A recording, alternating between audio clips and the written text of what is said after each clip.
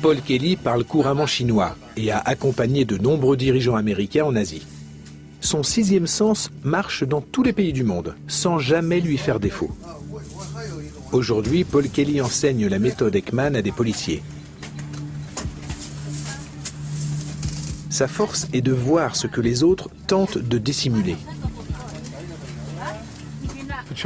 Quand ils se mettent à rire à un moment inopportun, les Chinois se cachent la bouche.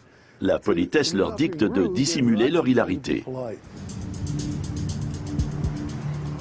Tout le monde cache ses sentiments. Bien souvent, seuls des virtuoses comme Paul Kelly s'en rendent compte. Kelly est un surdoué, même s'il refuse de nous dire son QI. C'est Paul Ekman qui l'a aidé à comprendre ce qu'il voyait et que les autres ne voyaient pas.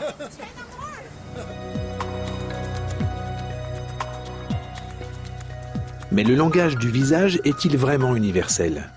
Tout le monde comprend-il les 1001 façons de sourire d'un Asiatique? L'homme naît-il avec une connaissance innée de l'alphabet des émotions?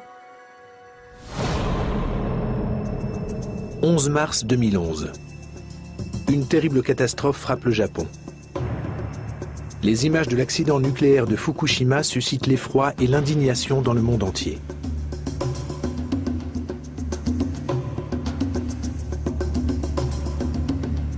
Seuls les Japonais, dont certains ont parfois tout perdu, restent impassibles. En apparence du moins.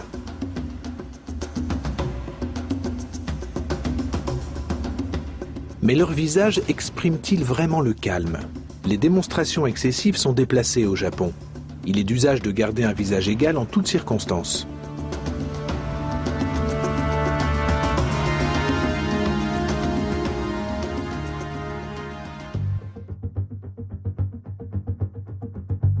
Birgit Röttger-Rössler est une ethnologue spécialiste de l'Asie. Comment perçoit-elle la réaction des Japonais? Quand on interroge des gens devant les ruines de leur maison, qui ont perdu des proches et restent sous la menace d'une centrale atomique qu'on ne contrôle plus, on s'attend à une forte réaction émotionnelle de leur part. On s'attend à ce qu'ils pleurent, qu'ils crient, qu'ils perdent contenance ou qu'ils n'arrivent plus à parler. Or, les Japonais parlent calmement, parfois même avec un sourire, de leur maison détruite ou de leurs enfants morts. C'est très difficile à comprendre pour nous.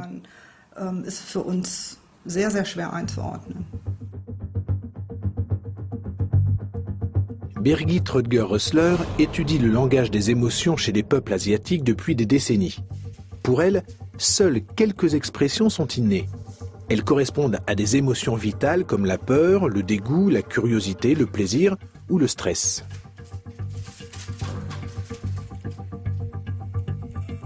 Mais tout le reste s'apprend. La riche palette des émotions varie d'une culture à l'autre. Birgit Röttger-Rössler a étudié la multitude des sourires asiatiques. Ils sont loin d'exprimer tous la joie.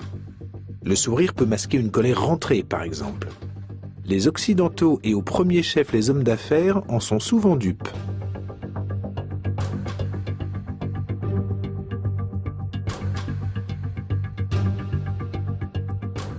Alors, à quoi reconnaître la joie? À des yeux rieurs. Le muscle orbiculaire sourit en même temps que la bouche.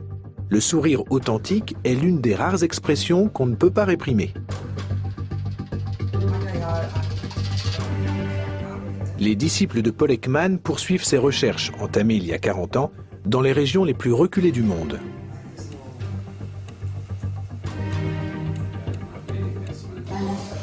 Chez les Minangkabau, une peuplade d'Indonésie, la honte est un sentiment bienséant, notamment quand on reçoit un cadeau. C'est un signe de modestie et de respect. Chez nous, elle correspond surtout à l'aveu d'une faute ou d'un échec.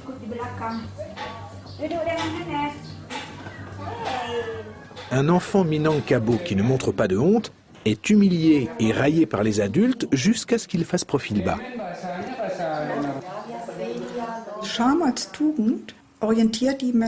Quand la honte est une vertu, cela signifie que l'individu s'adapte à la communauté, qu'il se soumette à ses règles et à ses structures. C'est un modèle de société diamétralement opposé au nôtre, dans lequel l'individu conquiert sa place en jouant des coudes et en faisant fi des sentiments des autres.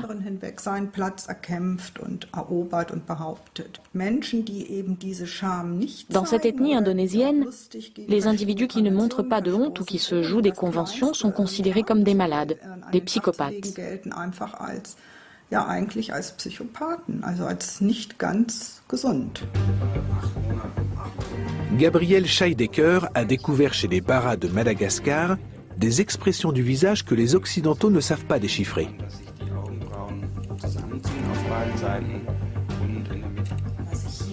Les chercheurs s'interrogent. Que signifie cette bouche en cœur, par exemple? Est-ce une mine boudeuse? Non. C'est un signe de colère. Les Baras possèdent toute une palette de nuances pour exprimer cette émotion.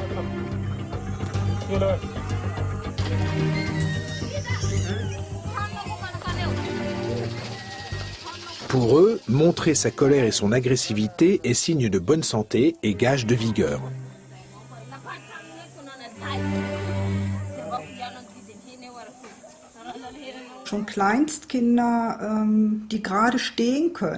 Les parents organisent de petits combats dès le plus jeune âge, avec des enfants qui savent à peine tenir debout.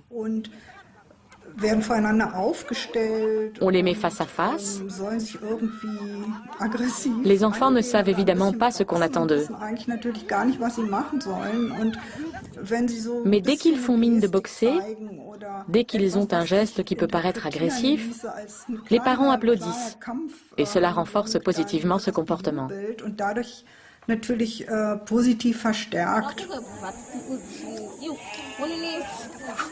Encore plus étonnant, les bébés Baras ne sourient pas avant l'âge d'1 an.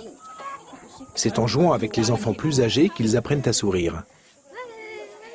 À l'inverse des mères occidentales, les mères Baras évitent les regards directs et ne récompensent pas chaque progrès par un sourire.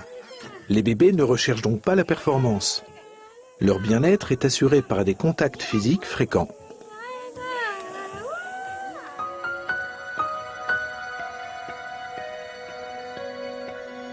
Le premier sourire d'un enfant est un grand moment de joie pour les parents occidentaux. Mais à quel âge parvient-on à maîtriser tout le répertoire des émotions ?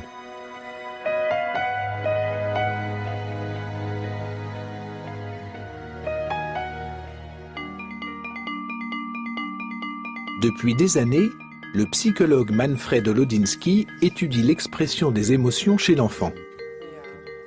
C'est à l'école qu'on apprend à utiliser les mimiques ainsi qu'à dissimuler ses sentiments.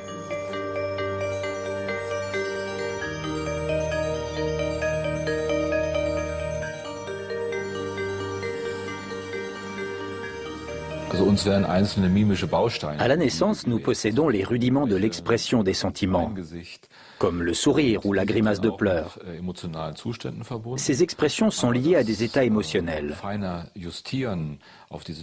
Mais c'est dans l'interaction sociale avec les personnes de référence et les autres que l'enfant apprend à ajuster avec finesse son expression à la situation et aux réactions de son interlocuteur.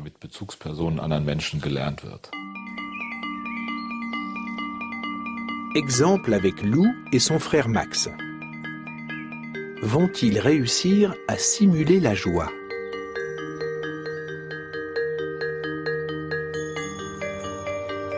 Deux petites voitures et une pomme de terre. Max, 4 ans, ne sait pas quelle boîte contient quoi. On lui a demandé de faire semblant d'apprécier le cadeau, même s'il tombe sur la pomme de terre. Il essaie, mais n'est guère convaincant. Il est encore trop jeune pour savoir feindre.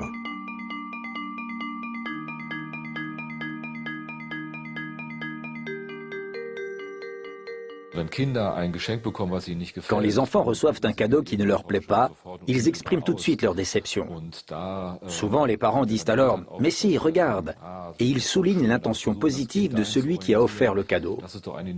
Il montre qu'on peut réagir à cette intention, remercier et accepter le cadeau avec joie. Mais la leçon est dure à apprendre, parce qu'elle suppose de surmonter sa déception.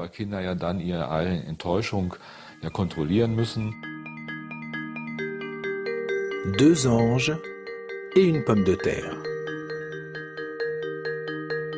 Lou a 8 ans et va à l'école.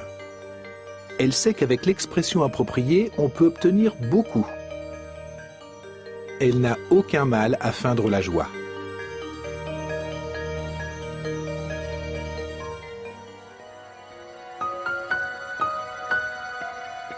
Pour que les enfants puissent maîtriser leurs émotions et les dissimuler, ils doivent s'entraîner. Le visage de la mère est leur miroir.